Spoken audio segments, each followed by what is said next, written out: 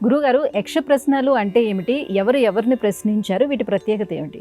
యక్ష ప్రశ్నలు మహాభారతంలో పాండవులను ఒక్కటి చేసే నిమిత్తమై యక్షుడు అడిగిన ప్రశ్నలుగా ధర్మరాజు యొక్క నిబద్ధత, ధర్మం పట్ల అభినివేశం, లోకానికి చాటి చెప్పడం కోసం ఈ సన్నివేశం అన్నట్టుగా మనం గమనిస్తూ ఉంటాం. పాండవులు ఒకరికంటే మించి ఒకరు వీరులు. దాహంతో ఈ పాండవులు బాధింపబడుతూ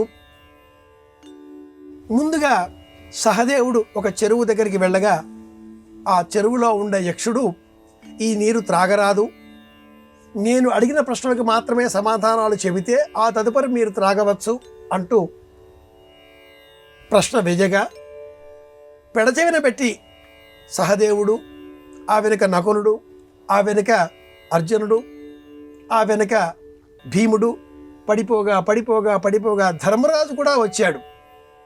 సోదరులు పడిపోయి ఉన్నారు, నీరు త్రాగాలి, దాహతి.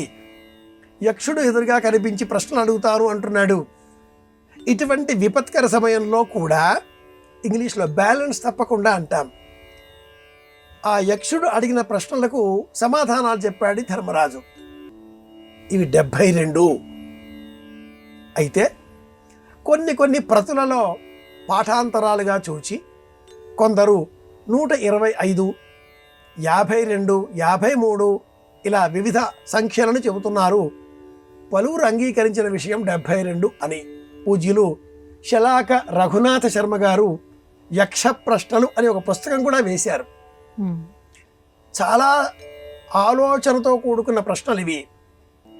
అన్నింటికీ సమాధానం చెప్పిన అనంతరం మీ సోదరులలో ఒకరిని బ్రతికిస్తాను, ఎవరు కావాలో కోరుకో అంటూ యక్షుడు అడగగా నాకు నకులుడు కావాలి అన్నాడు ఈ ధర్మరాజు.